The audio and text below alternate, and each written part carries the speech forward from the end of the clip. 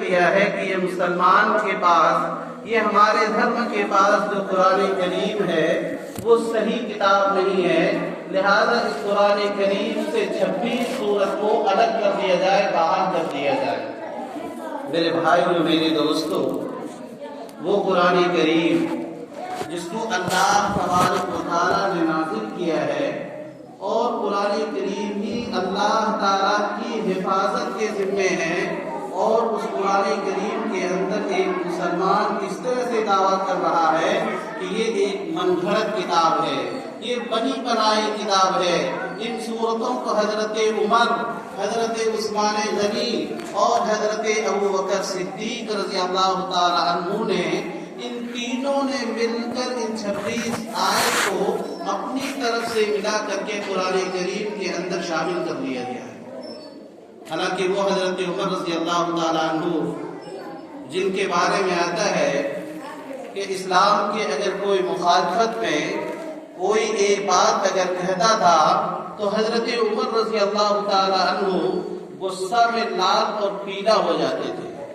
اتنا سخت وہ قرآن کریم سے محبت کرنے والے تھے، دین نبی صلی اللہ علیہ وسلم سے پیار کرنے والے تھے کہ مذہب اسلام کے خلاف ایک لفظ کو بھی سننے کے لیے تیار نہیں ہوتا۔ ان کے بارے میں آتا ہے کہ قرآن کریم کے اندر ایک سورت ہے سورہ کہف، جس کے بارے میں اللہ تبارک و تعالیٰ نے حضرت موسیٰ علیہ السلام اور ان کے بھائی اور ان کے ساتھ حضرت خضر علیہ السلام کا ایک واقعہ بیان کیا ہے۔ اس میں واقعہ بیان کیا ہے کہ حضرت موسیٰ علیہ السلام اور ان کے ساتھ میں رہنے والے حضرت خضر علیہ السلام ایک ملک کے اندر پہنچے۔ کتابوں کے اندر اس شہر کا نام انطاکیہ لکھا ہے، آج بھی وہ شہر دنیا کے اندر موجود ہے۔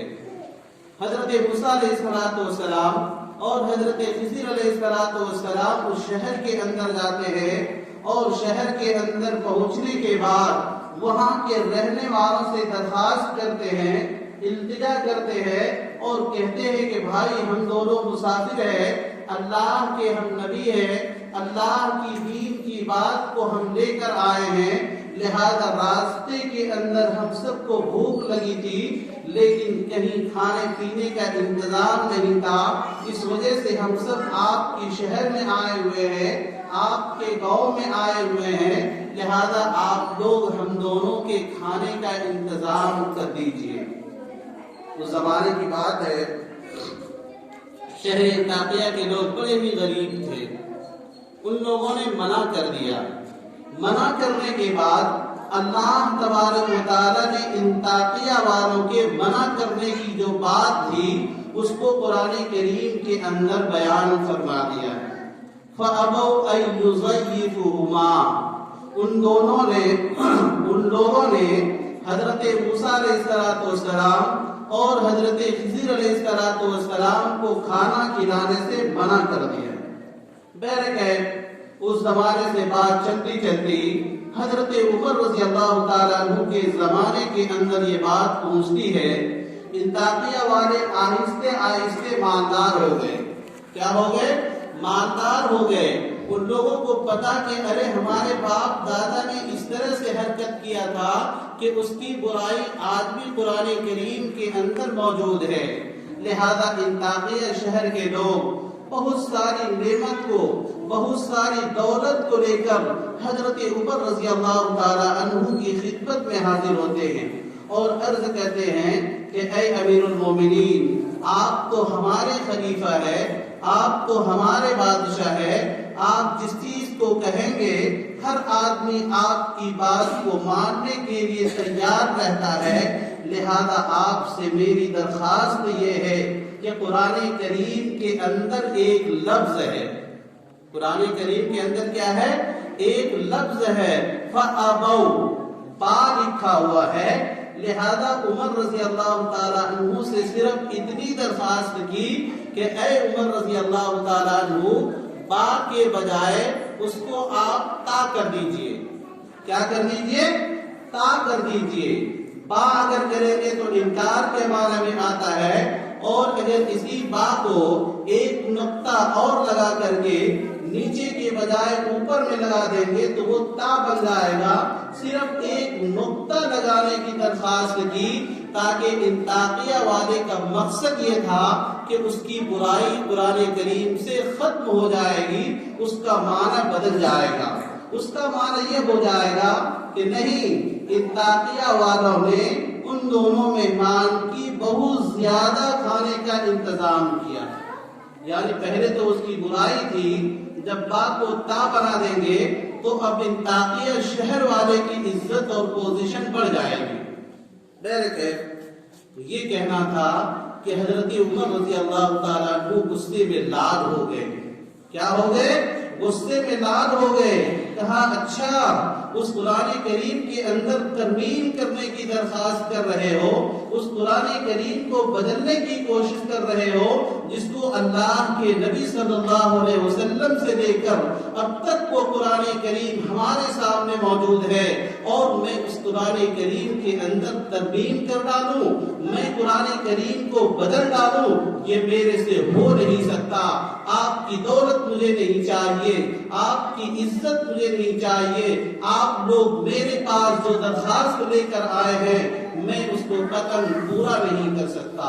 میرے بھائیوں، میرے دوستوں، بتانے کا مطلب یہ ہے کہ وہ قرآن کریم کہ جس کے اندر حضرت عمر رضی اللہ تعالیٰ عنہ نے ایک نقطے کو بھی بدلنا گوارا نہیں کیا، لیکن آج مسلمان بھائی کیا کہہ رہے ہیں کہ قرآن کریم کے اندر 26 آیت من گھڑت لکھی ہوئی ہے. میرے بھائیوں، میرے دوستوں، بتانا مطلب یہ ہے کہ یہ علم کی کمی ہونے کی وجہ سے آج مسلم رضوی نے اس طریقے سے دعویٰ کر رکھا ہے. آج ہمیں ضرورت ہے کہ اللہ سے دعا کرے کہ اللہ تعالی وسیم رضوی نے جس مقدمہ کو دائر کیا ہے اس مقدمے کو سپریم کورٹ سے ختم کر دیا جائے، ورنہ اگر خدا نخواستہ اگر اس کے اوپر بات چل گئی، اس مقدمے کے اوپر بحث مباحثہ کرنا شروع کر دیا تو آج ظالم حکومت ہمارے اور آپ کے مذہب اسلام کے اوپر ٹکے ہوئے ہیں. وہ ہمارے اور آپ کے قرآن کو لے کر بحث کرنے میں ان کو بہت زیادہ مزہ آتا ہے، اور کوئی کٹر وکیل اگر غیر مسلم اگر اس کے اندر بحث کرنے پہ لگ گئے، ہو سکتا ہے کہ نعوذ باللہ قرآن کریم کی وہ آیتوں کو قرآن کریم سے ختم کروا کر ہی رہے گا. میرے دوستوں، میری بزرگوں، ضرورت یہ ہے کہ آج اللہ سے ہم گڑگڑائیں، اللہ تعالیٰ سے ہم درخواست کریں، اللہ سے دعا کریں کہ اللہ تعالیٰ انہوں نے جو درخواست کیا ہے، جو مقدمہ دائر کیا ہے، اللہ تعالیٰ اس مقدمے کو خارج کر دیا جائے، تبھی جا کے مسلمانوں کے اندر ایک سکون کی زندگی مل سکتی ہے. میرے بھائیوں، میرے دوستوں، ہوتا ایسا کیوں ہے؟ ایک مسلمان ہونے کے باوجود قرآن کریم کے اوپر اس طرح سے اشکال کر رہا ہے، آخر اس کے اندر کیا پیشن گوئی ہے، اس کے اندر کون سی سازش موجود ہے؟ ہم اور آپ سبھی جانتے ہیں کہ ہندوستان کے اندر جس وقت انگریزوں کا غلبہ تھا، وہ لوگ آئے تھے اور ہندوستان کو اپنے چنگول میں لینے کی کوشش کر رہے تھے. یہاں کے لوگوں کو مار کاٹ کر کے ان کو اپنا غلام بنا رہے تھے، لیکن اس کے باوجود ہندوستان کو انگریزوں نے اپنے قبضے میں کرنے سے بہت ہی عاجز آ گیا تھا. بڑی محنت کی لیکن پھر بھی اس کی جیت نہیں ہو رہی تھی. انہوں نے اپنے گورنر کو، جو ان کا امریکہ کے اندر، جو ان کا برطانیہ کے اندر جو ان کا لیڈر تھا، ان کے پاس انہوں نے درخواست کی کہ آخر کیا کیا جائے.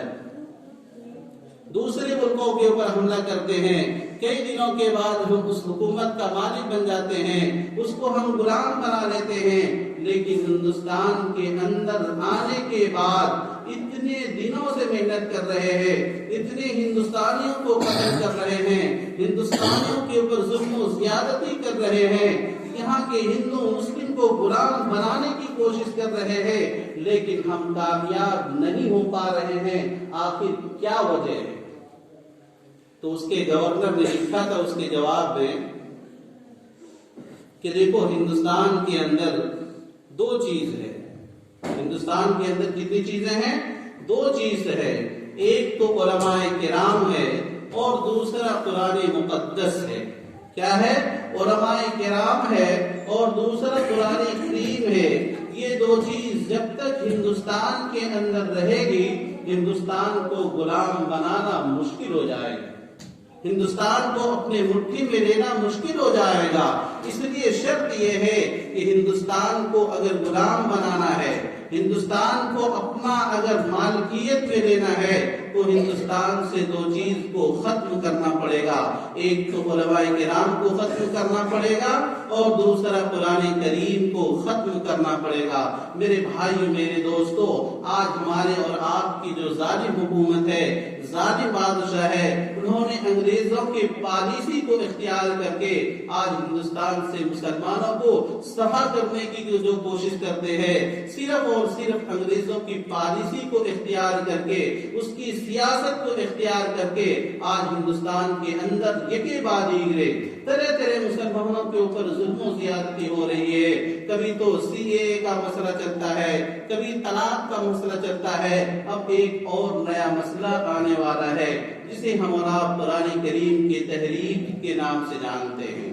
میرے بھائیو، میرے دوستو، ضرورت یہ ہے کہ آج ہمیں گھبرانے کی ضرورت نہیں ہے، بلکہ اللہ سے اپنے رشتے کو مضبوط کرنے کی ضرورت ہے۔ ہر کام کا دار و مدار اللہ کے اوپر ہے۔ آج ہم سے اللہ ناراض ہو گئے ہیں، آج ہم نے اللہ کے حکم کو چھوڑ دیا ہے، آج ہم نے اللہ اور اللہ کے نبی صلی اللہ علیہ وسلم کو فرمان کے مطابق زندگی گزارنا چھوڑ دیا ہے۔ یقیناً اللہ تبارک و تعالی ہم سے اور آپ سے ناراض ہونے کی وجہ سے طرح طرح کی مصیبت کا ہمیں اور آپ کو شکار بنانا ہے۔ حالانکہ اس طرح کے حالات اللہ کے نبی صلی اللہ علیہ وسلم کے زمانے میں بھی آیا تھا۔ اللہ کے نبی صلی اللہ علیہ وسلم کے زمانے کے اندر مسلمانوں کو اوپر اس طرح سے مصیبت آئی تھی۔ اللہ کے نبی صلی اللہ علیہ وسلم سے کفار مشرکین نے کیا کہا تھا؟ وَقَالَ الَّذِينَ كَفَرُوا لَنُخْرِجَنَّكُم مِّنْ أَرْضِنَا، کہ اے محمد ہم آپ کو اپنی سرزمین سے نکال دیں گے۔ آج مودی سرکار کیا کہتے ہیں؟ مسلمانوں کو ہندوستان چھوڑنا پڑے گا۔ اللہ کے نبی صلی اللہ علیہ وسلم کے زمانے میں بھی کافر نے محمد سے کہا تھا کہ اے محمد ہم آپ کو اپنے سرزمین سے، اپنے ملک سے آپ کو باہر کر دیں گے، بھگا دیں گے۔ اور لَتَعُودُنَّ فِي مِلَّتِنَا، دوسری شکل یہ ہے کہ محمد اگر آپ کو ہمارے ملک میں رہنا ہے تو آپ کو دھرم پریورتن کرنا پڑے گا۔ کیا کرنا پڑے گا؟ دھرم پریورتن کرنا پڑے گا۔ اے محمد ہمارے دھرم کو اختیار کرنا پڑے گا، تبھی جا کے آپ میرے ملک کے اندر رہ سکتے ہیں۔ اللہ کے نبی صلی اللہ علیہ وسلم کا چونکہ رشتہ مضبوط تھا، صحابہ کرام کا ایمان مضبوط تھا، اللہ کے سامنے ہاتھ کو پھیلایا اور کفار کا دعویٰ بالکل ختم ہو گیا۔ کیا ہو گیا؟ کفار ہار گئے۔ اللہ کے نبی صلی اللہ علیہ وسلم کا دعا کرنا تھا کہ غیب سے مدد آنی شروع ہو گئی۔ میرے بھائیوں، میرے دوستو، ضرورت یہ ہے کہ جو اللہ کے نبی صلی اللہ علیہ وسلم کے زمانے میں موجود تھے، صحابہ کرام کا مدد کر رہے تھے، یقیناً وہ اللہ آج بھی موجود ہے۔ کیا ہے؟ وہ اللہ آج بھی موجود ہے، وہ اللہ آج بھی مدد کر سکتے ہیں۔ اللہ تعالیٰ کی طرف سے آج بھی غیبی مدد آ سکتی ہے، لیکن شرط یہ ہے کہ ہم اللہ کے سامنے اپنے ہاتھ کو یقینی طور پر اور خالص نیت لے کر کے اللہ کے سامنے جب ہاتھ کو پھیلائیں گے تو یقیناً اللہ ہماری اور آپ کی مدد ضرور فرمائیں گے۔ جب اللہ کی مدد آئے گی، آج ہم واقعہ سنتے ہیں، جنگ بدر کے اندر مسلمان کتنے تھے؟ 313 تھے۔ کتنے تھے؟ 313 تھے۔ آج ہم لوگ ہلہ کرتے ہیں کہ ہندوستان کے اندر مسلمانوں کی تعداد بہت کم ہے، مسلمان بہت کم ہے، ہندو بہت ہے، اس لیے ہم مقابلہ نہیں کر سکتے ہیں۔ نہیں، اللہ کے نبی صلی اللہ علیہ وسلم کے زمانے میں اس کی شاہد موجود ہے کہ اللہ کے نبی صلی اللہ علیہ وسلم کے زمانے میں جنگ بدر میں کافروں کی تعداد 1000 تھی۔ کتنے تھے کافر؟ 1000 تھے۔ اور مسلمان کتنے تھے؟ صرف 313 تھے۔ وہ بھی کیسے؟ بالکل خالی ہاتھ تھے. کیا تھے؟ خالی ہاتھ تھے. کسی مسلمان کے ہاتھ میں نیزہ ہے تو ڈھال نہیں ہے، کسی کے پاس ڈھال ہے تو نیزہ نہیں ہے. اس طرح سے مسلمانوں کی حالات تھی. اور کافر 1000 ان کے پاس سواری بھی تھی، ان کے پاس نیزے بھی تھے، ان کے پاس ڈھال بھی تھا، کھانے پینے کی ساری چیزیں موجود تھی. اس کے باوجود چونکہ مسلمان کم تھے لیکن ان کی ایمانی طاقت مضبوط تھی، اللہ سے رشتہ مضبوط تھا. اللہ نے اس طریقے سے مدد کیا کہ 1000 کافر کو بھاگنا پڑا. کیا ہوا؟ 1000 کافر کو بھاگنا پڑا اور مسلمانوں کو جیت حاصل ہوئی. میرے بھائیو، میرے دوستو، یہ سب واقعہ بتانے کا مطلب یہ ہے کہ ہمیں اللہ کی رسی کو مضبوط سے پکڑنا ہے، اللہ کے بتائے ہوئے زندگی کو گزارنا ہے، تبھی جا کے اللہ کی طرف سے مدد آئے گی.